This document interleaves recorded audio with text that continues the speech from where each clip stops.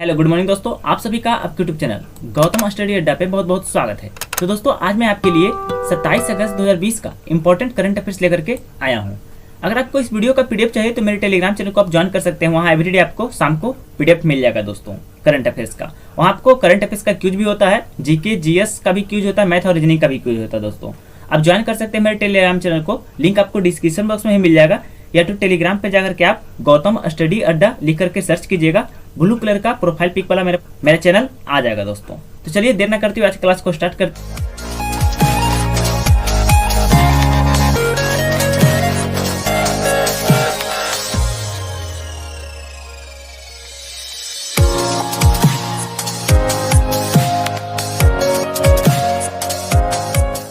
तो question number first है, हाल ही में किस महाद्वीप को विश्व स्वास्थ्य संगठन ने जंगली पोलियो से मुक्त प्रमाणित किया है? तो आपका आंसर हो जाएगा ऑप्शन बी दोस्तों, अफ्रीका। अफ्रीका महाद्वीप को विश्व स्वास्थ्य संगठन WHO ने जंगली पोलियो से मुक्त घोषित कर दिया है। चलिए महत्वपूर्ण पॉइंट जान लेते हैं।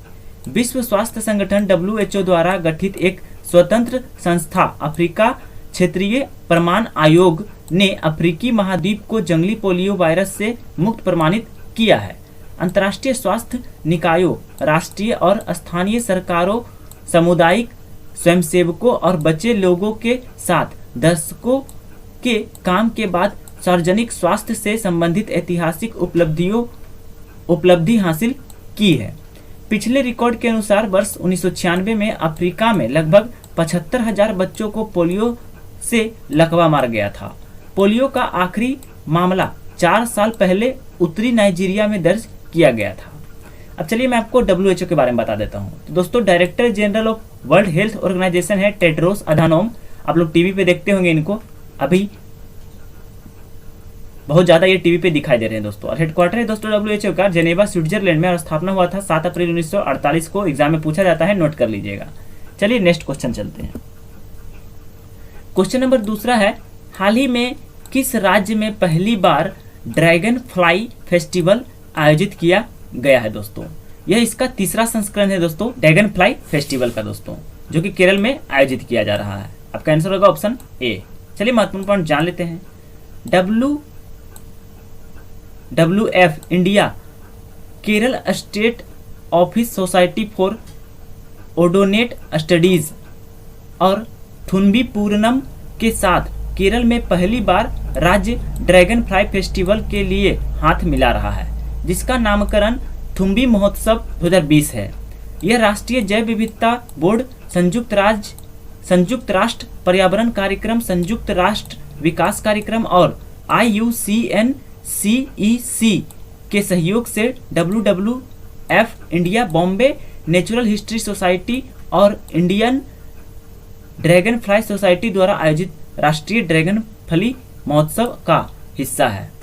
त्योहार का आधिकारिक शुभंकर पंतलू है, जो परिवार में ड्रैगन फ्लीज के जीनस लिबेलुलिडे को आमतौर पर वर्षा पूल ग्लाइडर्स के रूप में जाना जाता है। अब चलिए केरल की बात कर लेते हैं दोस्तों, जिसका राजधानी है तिरुवनंतपुरम। मुख्यमंत्री है पिनाराई विजयन, राज्यपाल है आरिफ मोहम्मद खान, उच्च न्यायालय दोस्तों एर्नाकुलम।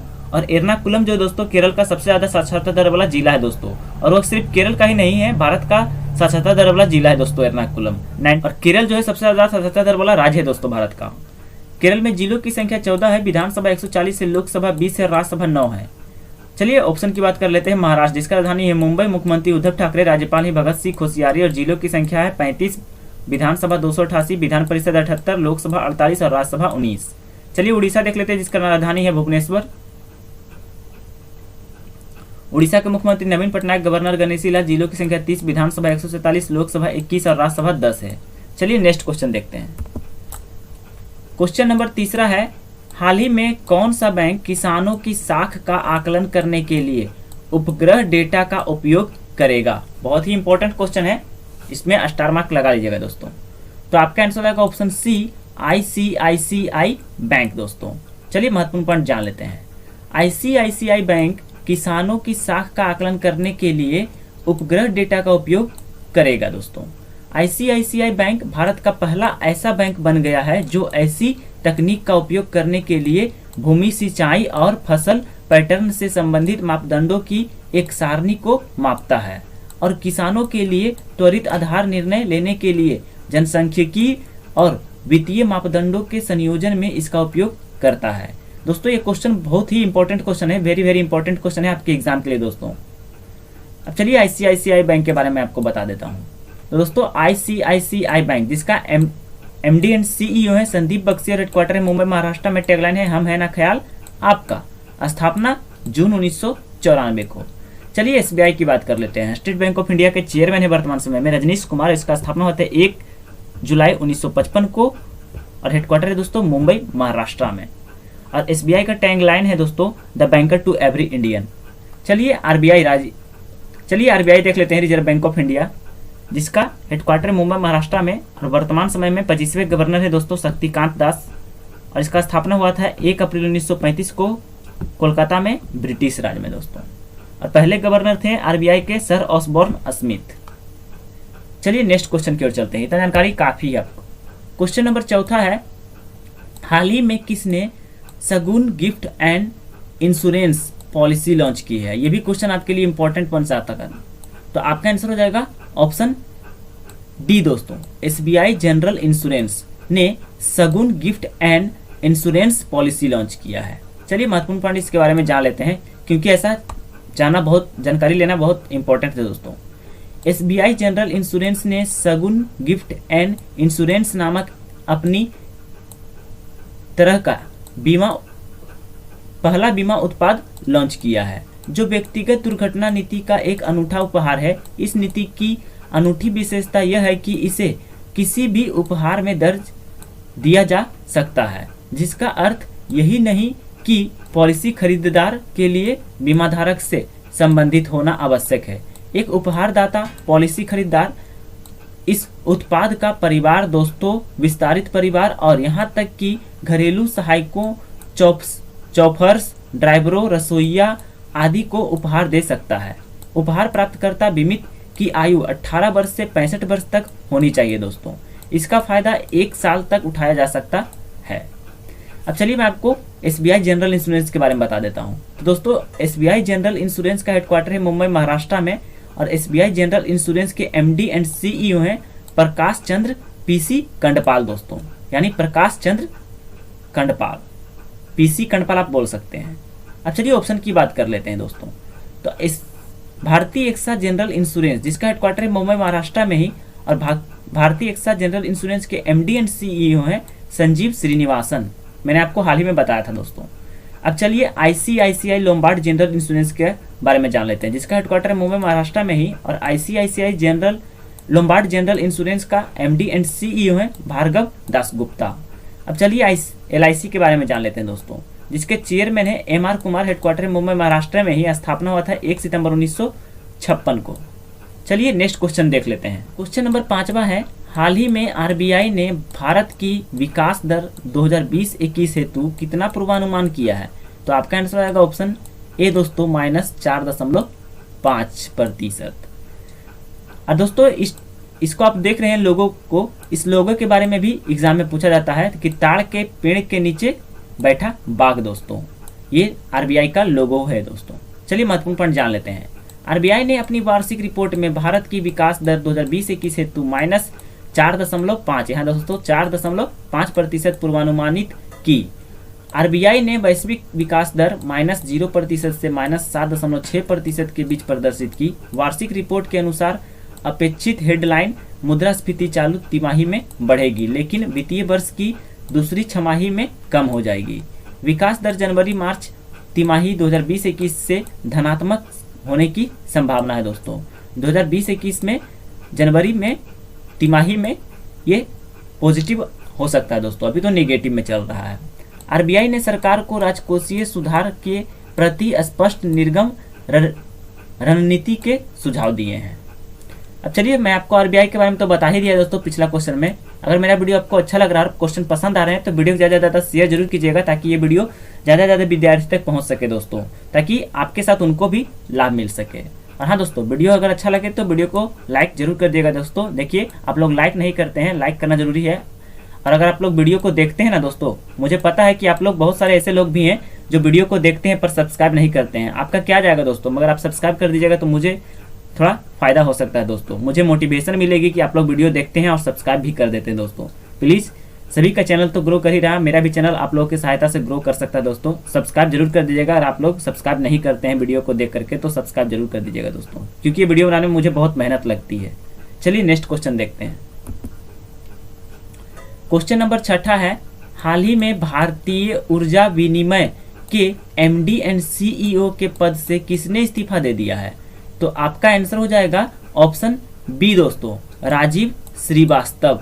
ये देखिए आपके सामने है राजीव श्रीवास्तव, जो कि भारतीय ऊर्जा विनिमय के MD एंड CEO के पद से इस्तीफा दे दिए हैं। चलिए महत्वपूर्ण पॉइंट जान लेते हैं। भारतीय ऊर्जा विनिमय IEX प्रबंध निदेशक और मुख्य कार्यकारी अधिकारी राजीव श्रीवास्तव ने पद से इस्तीफा दे दिया है। भारतीय ऊर्जा विनिमय बोर्ड IEX के निदेशक मंडल ने उनका इस्तीफा स्वीकार कर लिया। उन्हें 24 अगस्त 2020 से तत्काल प्रभाव से अपने पद से मुक्त कर दिया गया। IEX के बोर्ड के वर्तमान गैर कार्यकारी अध्यक्ष सत्यनारायण गोयल को कंपनी के अंतरिम MD एंड CEO के रूप में अतिरिक्त प्रभार दिया गया है दोस्तों। और AR कुमार जो है, ये अभी मैंने आपको बताया कि LIC के चेयरमैन है दोस्तों। अब चलिए आपको IEX यानी भारतीय ऊर्जा विनिमय के बारे में बता देता हूं दोस्तों। इंडियन एनर्जी एक्सचेंज IEX के MD एंड CEO हैं सत्यनारायण गोयल, जो कि इंतरिम चेयरमैन है दोस्तों। और हेडक्वार्टर है दोस्तों इसका नई दिल्ली में, और स्थापना हुआ था 27 जून 2008 को। चलिए नेक्स्ट क्वेश्चन की ओर चलते हैं। क्वेश्चन नंबर 7 है, हाल ही में किसने mental calculation world cup MCWC में स्वर्ण पदक जीता है? ये भी क्वेश्चन आपके लिए महत्वपूर्ण है, स्टार मार्क लगा लीजिएगा। तो आपका आंसर जो हो जाएगा दोस्तों ऑप्शन सी हो जाएगा, नीलकंठ भानु प्रकाश। दोस्तों नीलकंठ भानु प्रकाश जो है ये MCWC यानी मेंटल कैलकुलेशन वर्ल्ड कप में स्वर्ण पदक जीते हैं। चलिए महत्वपूर्ण पॉइंट जान लेते हैं।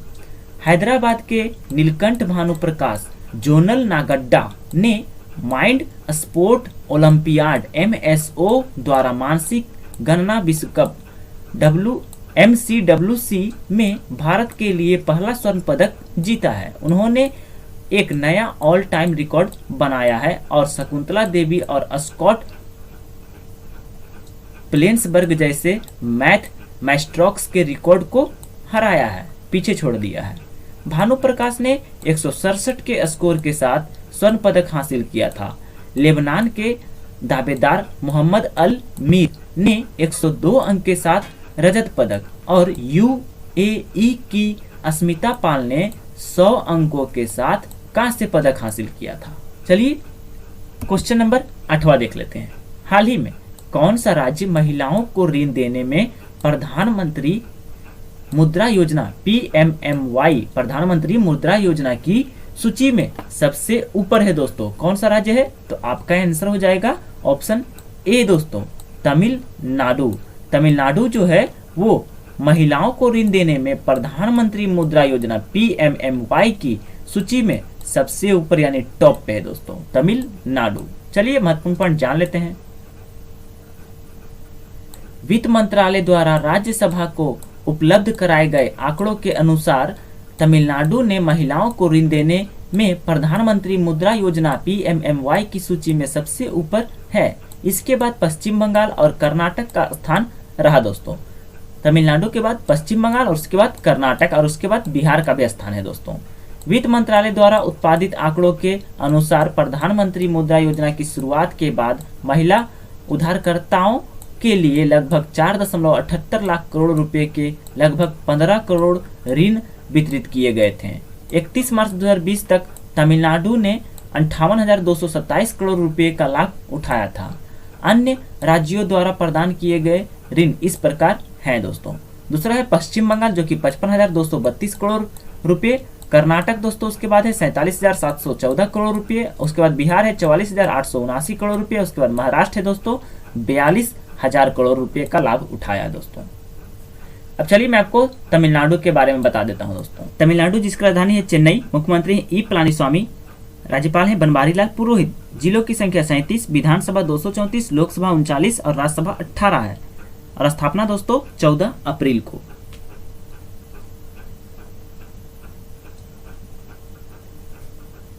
पश्चिम बंगाल जिसका राजधानी कलकत्ता, मुख्यमंत्री है ममता बनर्जी, राज्यपाल है जगदीप धनखड़। और कर्नाटक दोस्तों जिसका राजधानी बेंगलुरु, मुख्यमंत्री बीएस येदियुरप्पा, राज्यपाल हैं भजूभाई बाला।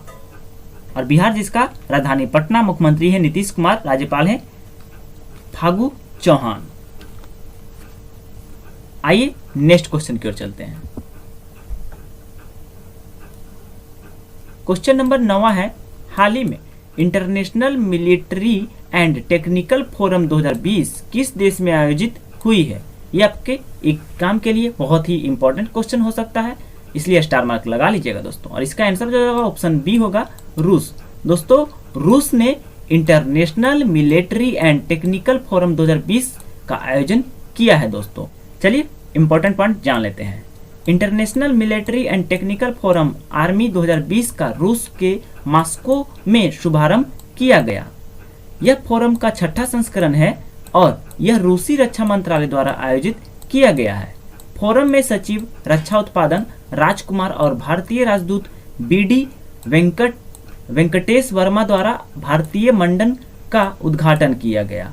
70 से अधिक राष्ट्र कार्यक्रम में शामिल हुए, जिसमें 730 रूसी हथियार और उपकरण प्रदर्शन किए गए।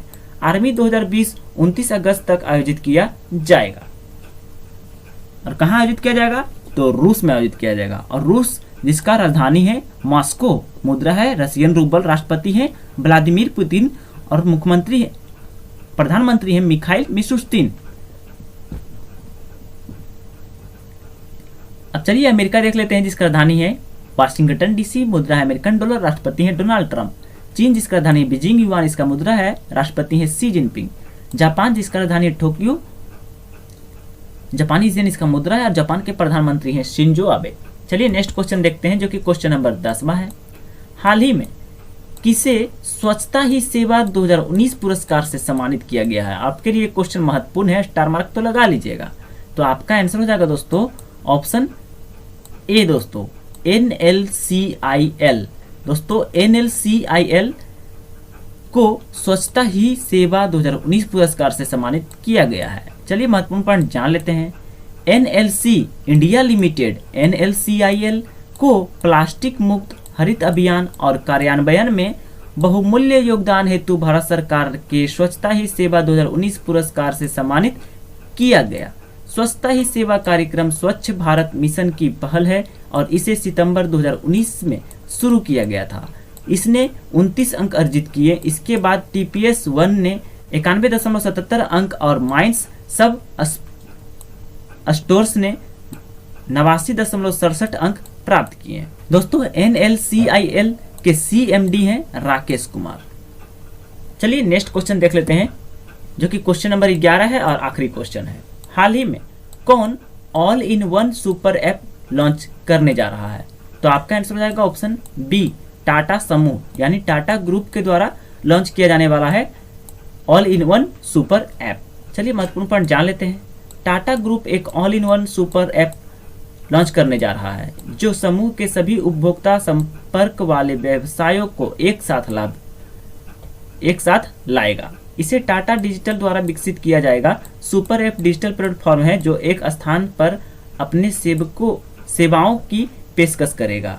यह एक मॉल की तरह होगा जो विभिन्न व्यवसायों और क्षेत्रों में ब्रांडों और खुदरा दुकानों के स्थान को अनुमति देता है। सुपर ऐप की अवधारणा चीन और दक्षिण पूर्व एशिया में सामने आई। अब चलिए मैं आपको टाटा ग्रुप के बारे में बता देता हूं जिसके चेयरमैन है रतन टाटा और स्थापना हुआ था 1868 में मुंबई में है और संस्थापक थे जमशेदजी टाटा। और रिलायंस ग्रुप के चेयरमैन है दोस्तों मुकेश अंबानी यानी CEO। तो दोस्तों यहाँ आपका सारा क्वेश्चन समाप्त हो जाता है। अगर आपको इस वीडियो का PDF चाहिए तो दोस्तों मेरे टेलीग्राम चैनल को आप ज्वाइन कर लीजिए जल्दी से जाकर के। टेलीग्राम चैनल का लिंक आपको डिस्क्रिप्शन बॉक्स में मिल जाएगा या तो टेलीग्राम पे जाकर के आप गौतम स्टडी अड्डा सर्च कीजिएगा, मेरे चैनल आपको मिल जाएगा ब्लू कलर का प्रोफाइल पिक वाला। दोस्तों शाम को मैं PDF अपलोड कर दूंगा क्यूज होने के बाद दोस्तों। तो मेरा वीडियो कैसा लगा कमेंट बॉक्स में जरूर बताइएगा। अगर आपको वीडियो अच्छा लगा तो वीडियो को ज़्यादा से ज़्यादा शेयर और लाइक जरूर कीजिएगा दोस्तों। और चैनल पे नए हैं तो ऐसे वीडियो को एवरीडे देखने के लिए मेरे इस चैनल पे बने रहें दोस्तों। इस चैनल पे आपको जीके और जीएस का भी topic wise chapter wise video everyday आता है दोस्तों। थैंक यू दोस्तों, अपना ख्याल रखिए, कोरोना वायरस से बचे रहिएगा। Stay home, stay safe.